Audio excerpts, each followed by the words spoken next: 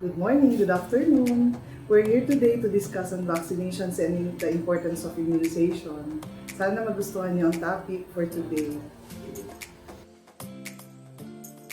Ang vaccine is the process of actually introducing weakened viruses or bacteria para magbigay ng immunity or protection for the specific sakit or disease for a particular patient. In our practice, at birth, meron na kagad tayong vaccinations na binibigay to protect for a specific disease entity. So it could be a viral infection or a bacterial infection.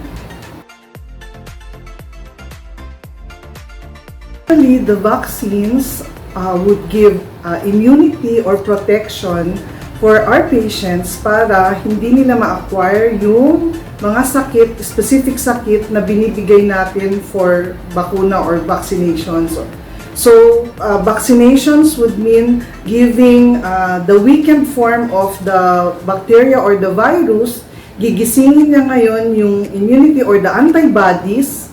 Pag naririnig nyo na yan, paulit-ulit na natin sinasabi dyan sa media.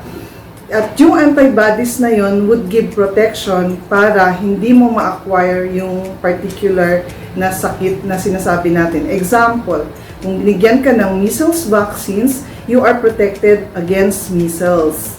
So yun yung mga kung BCG naman, against tuberculosis. Kung naman chickenpox, so you're protected from chickenpox. So, specific na bakuna para sa specific na sakit ang protection na makukuha natin pag binigyan mo ang isang pasyente nating mga bata ng vaccinations. Yes, evidence-based at times since the first vaccine was actually 1796. So from that time on, we have advocated actually giving vaccinations to protect the community actually against diseases. So even at birth, we already give or start giving the vaccinations. Usually makakompleto na yan by mga age 2 years old or up, hanggang kuminsan may mga catch-up vaccinations pa kasing kaming sinasabi na hanggang paglaki nila or even during adulthood, it's still being given. Oh, that 100% effectivity, how I wish it were 100% na effective. But I could give you more or less a 90 to 99% depending on how you handle the vaccine kasi biologicals ito. So, mismo yung pag-prepare at pag-handle ng vaccinations, pwedeng magkaroon ng problema kaya hindi effective ang vaccines. So, since they are biologicals, talagang naka-require sila to be stored at a particular temperature sa ref na specifically for vaccines alone. So, very particular kami sa ganyan. Even at the time na i-deliver nila yung mga vaccines namin sa clinic. Secondly, sino ba ang nag-a-administer ng vaccine? So, the vaccinator is supposed to be somebody who is trained and attuned to administering the vaccines. So hindi ka basta-basta pumupunta kung saan at pinapa-injection mo yung anak mo kung kani-kanino. So usually, we would be proud to say that we pediatricians, kasama yun dun sa training namin ang pagbibigay ng vaccinations. Kaya, more or less, we're giving you an assurance na trained, well-trained, at saka alam kung anong ginagawa. Another factor kung bakit magkakaroon ng problema sa vaccinations, how do you deliver the vaccines? Hindi pare-parehong injections lang talaga. Per vaccine, merong technique on how to give it. So, iba-iba yan. May intradermal kaming tinatawag, subcutaneous kaming tinatawag, intramuscular injection kaming tinatawag, and there are also oral vaccines that we give. So, yun, kailangan talagang expert yung magbigay ng vaccines para sabihin mong maging effective siya. Ang warning ko, the dangers would really come when these vaccines are administered but somebody who is not trained. So yun ang kailangan kasi very specific ang mga indications mo. Alam mo kung kailan mo pwedeng ibigay ang vaccines, the indications, and there are also contraindications of giving the vaccinations. And that of course, any doctor or particularly as pediatricians, yun ang mga pinag-aralan namin. Kaya, hindi ka basta-basta nagbibigay ng vaccines na hindi mo alam kung kailan at anong age group mo dapat ibigay para maiwasan mo ang dangers. With regards to the side effects of the vaccination, napaka-minor. Minsan, lagnat lang na outright, sinasabihan namin kaagad ang patient na bigyan or mothers na bigyan ng paracetamol ang mga babies na bigyan namin ng vaccinations. And minsan kung may rashes, kasi di ba weekend viruses, kung minsan it would mimic now the signs and symptoms, pero pagka nagkaroon naman siya ng signs and symptoms, malayong napaka-mild ng symptoms. So yun yung mga potential na. Kung sa sakit naman, we give paracetamol for pain dahil syempre nag-injection ka. So yun ang isa sa mga side effects na yun. So you can just give paracetamol as pain reliever. Kung minsan na-advise na namin warm compress dun sa site of injection or immediately after the injection, medyo minamassage namin yung area para hindi siya magkaroon ng inflammation.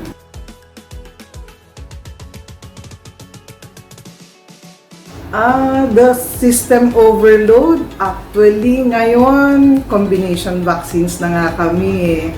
So, time and again, nung dati, pa isa-isa lahat yung pagbibigay nila ng vaccines, now we're into 6-in-1, 13-in-1, ganyan na yung ngayon, vaccination, such that we can give it together.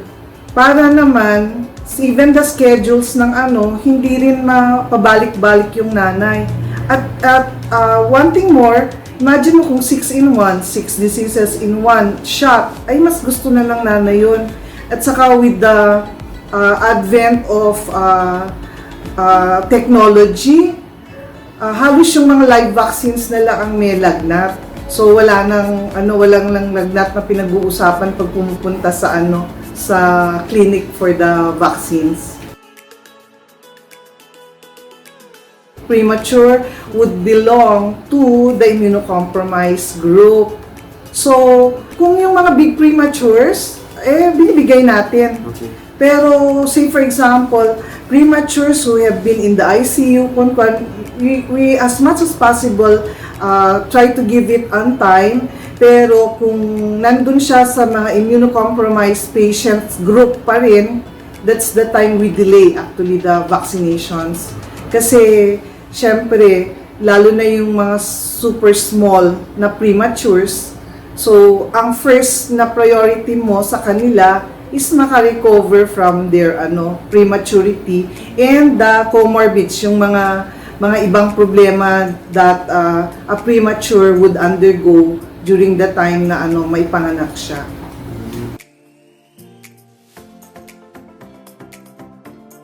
Kung mild lang, say for example, may sipon lang ang pasyente, tas konting ubo, wala namang lagnat, ang pasyente, tuloy namin yung vaccinations. Kasi, yung protection na makukuha mo from giving the vaccines alone, baka yun pang makatulong sa kanya. So, sometimes, mas parang i-evaluate mo, kaya nga yung papasok yung mga contraindications Kung talaga namang may sakit ang baby or pasyente, nilalagnat siya, then we defer giving the vaccinations. Pero otherwise, ito nga yung tinatawag natin na pwedeng i-schedule as a well baby activity. So, kasi marami naman tayong oras talaga at schedule para mabigay yung vaccines at a time na walang sakit ang baby natin.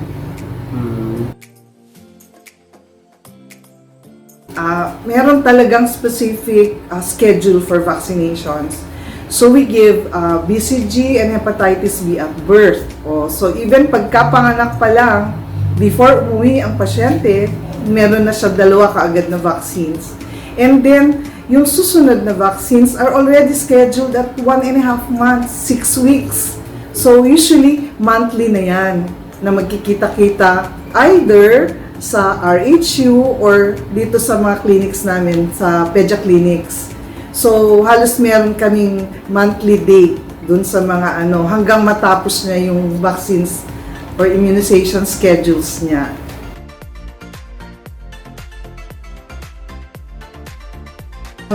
Kahit naman anong gamot, for that matter, could have side effects.